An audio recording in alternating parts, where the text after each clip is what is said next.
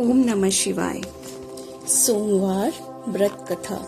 एक साहूकार बहुत अमीर था। उसके पास धन की कोई कमी नहीं थी। साहूकार के पास सभी सुख और ऐश्वर्य के साधन थे, किंतु उसको एक ही दुख था कि उसके कोई औलाद नहीं थी। दिन रात वह इसी चिंता में लगा रहता और पुत्र पाने के लिए हर सोमवार को भगवान चंद्रदेव वो शिव जी की पूजा करता, वो व्रत रखता था। साहूकार की भोलेनाथ के प्रति ऐसी भक्ति देखकर एक बार माँ पार्वती जी ने शिव जी से कहा, हे नाथ, ये साहूकार आपका अनन्य भक्त है और सदैव ही आपका व्रत और पूजा भक्ति भाव से किया करता है। आप कृपा करके इसकी मनोकामना को पूरी कर दें। पार्वती जी के ऐसे वचन सुनकर भोलेनाथ ने माँ पार्वती जी से कहा, हे पार्वती, ये संसार एक कर्म क्षेत्र है। यहाँ जो भी जैसा कार्य करता है उसे वैसा ही फल मिलता है, अर्थात जैसा कार्य मनुष्य करता है वैसा ही परिणाम भोगता है। किंतु माता पार्वती आग्रह पूर्वक बोली, हे महादेव, यह आपका अनन्य भक्त है। यदि इसको कोई भी दुख है तो आपको उसे दूर करना चाहिए।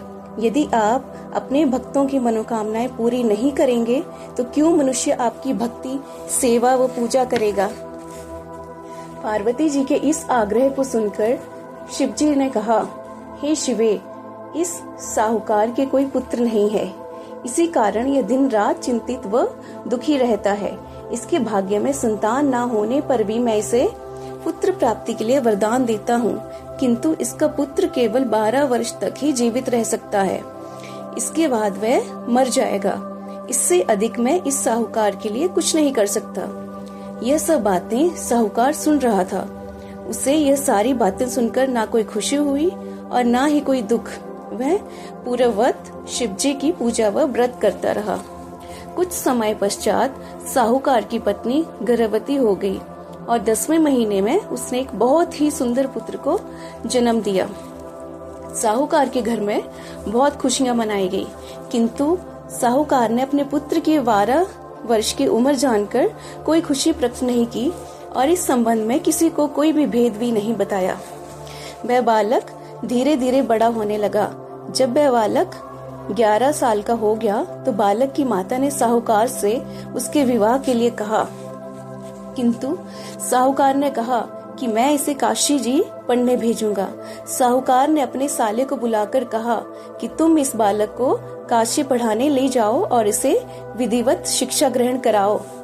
साहूकार ने उसको बहुत सा धन देकर कहा कि रास्ते में जहाँ कहीं भी ठहरो वहाँ यज्ञ और ब्राह्मणों को भोजन कराते जाना। इस प्रकार वह दोनों मामा भांजे रास्ते में यज्ञ करते, दान देते और ब्राह्मणों को भोजन कराते जा रहे थे। रास्ते में एक शहर पड़ा। उस शहर में राजा की कन्या का विवाह था। एक अन्य राजा का लड़का बारात लेकर आया था, लेकिन वह एक आंख से काना था। लड़के के पिता को इस बात की चिंता थी कि वर को देखकर कन्या के माता पिता विवाह में किसी प्रकार की अड़चन न डालें। इसी कारण जब उन्होंने साहूकार के प्रति सुंदर बेटे को देखा तो मन में विचार आया कि क्यों न इस लड़के से विवाह का कार्य पूर्ण करा लिया जाए।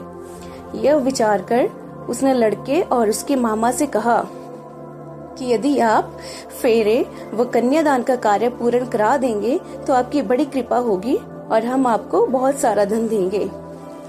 साहूकार के लड़के और उसके मामा ने इस बात को स्वीकार कर लिया था। विवाह का काम भली प्रकार से पूरा हो गया। जब वह लड़का जाने लगा तो उसने चुपके से राजकुमारी की चुनरी पर लिख दिया कि तेरा विवाह मेरे साथ हुआ है, लेकिन जिसके साथ तुम्हें भेजा जाएगा वह एक आंख से काना है। मैं काशी जी को जा रहा हूँ। राजकुमारी ने जब इस प्रकार लिख पाया तो उसने राजकुमार के साथ जाने से इनकार कर दिया और कहा कि यह मेरा पति नहीं है। मेरा विवाह जिसके साथ हुआ है वह काशी जी गया है। राजकुमारी के पिता ने जब यह सब सुना तो उसने अपनी कन्या को विदा करने से इनकार कर दिया। बारात वापस चली गई। उधर साहूकार का लड़का और उसका मामा काशी जी पहुँचे, जहाँ लड़के ने पढ़ना शुरू किया तथा अपना अतिरिक्त समय मामा भांजा यज्ञ दान आदि में व्यतीत करने लगे। इस प्रकार कई महीने बीत गए। जब लड़का 12 साल का हुआ तो उस दिन लड़के के मामा ने यज्ञ का आयोजन कर रखा था। अचानक ही लड़के की तबीयत खराब हो गई। जाओ, लड़का अंदर जाकर सो गया। थोड़ी देर पश्चात लड़का मर गया। जब लड़के के मामा ने देखा कि वह मर गया है तो वह बहुत दुखी हुआ। उसने सोचा कि मैं पहले यज्ञ पूरा कर लूं, तब कुछ सोचूंगा। लड़के के मामा ने यज्ञ पूरा किया और फिर रोना प्रारंभ कर दिया। वह बहुत जोर जोर से रो रहा था। संयोगवश शिवजी और पार्वती उधर से जा रहे थे। पार्वती जी ने भगवान भोलेनाथ से कहा, हे नाथ, कोई दुखी व्यक्ति रो रहा है, उसके कष्टों को दूर कर दो। जब शिवजी और पार्वती जी वहां पहुंचे तो उन्होंने देखा कि वहां पर एक लड़का मरा हुआ था। तब पार्वती जी ने देखते ही लड़के को पहचान लिया। पार्वती जी ने लड़के के मरने का कारण पूछा तो भोलेनाथ ने बताया, हे गौरी, इस लड़के की आयु इतनी ही थी, ये अपनी आयु पूरी कर चुका है।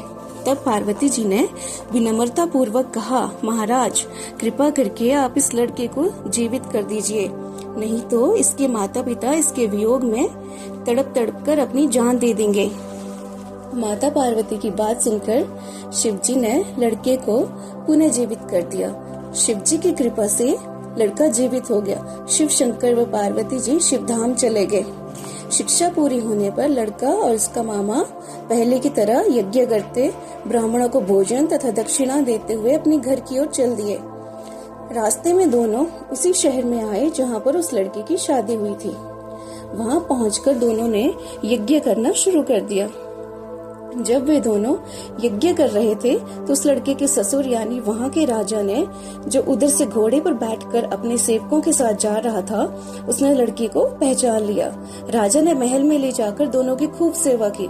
कुछ समय राजा के महल में रहने के बाद लड़के ने राजा से जाने की आज्ञा ली। राजा ने अपनी लड़की को लड़के के साथ विदा किया और साथ में बहुत सा धन एवं दास दासियों को भी भेजा। माँ ने कहा, पहले मैं तुम्हारे माता पिता को तुम्हारे आने की खबर सुना आता हूँ, तब तक तुम अपनी पत्नी सहित यहाँ आराम करो। ऐसा कहकर लड़के का मामा साहूकार को उसके पुत्र के आने की खबर देने चला गया। घर आकर उसने देखा कि उसकी बहन और बहनोई छत पर बैठे हुए हैं और उन्होंने ये प्रण कर रखा है कि यदि उनका बेटा जीवित लौट आया तो वह छत से नीचे उतर आएंगे, नहीं तो छत से कूदकर अपने प्राण त्याग देंगे। लड़के के मामा ने जब यह समाचार उन्हें सुनाया कि उनका लड़का जीवित लौट आया है तो उन्हें विश्वास नहीं हुआ। तब लड़के के मामा ने शपथ खाकर कहा कि आपका पुत्र अपनी स्त्री और बहुत से धन और दास दासियों सहित घर आया है। तब साहूकार ने उसकी पत्नी छत से नीचे उतर आए तथा प्रसन्नता के साथ अपने बेटे और बहू का स्वागत किया। सभी प्रसन्नता के साथ रहने लगे।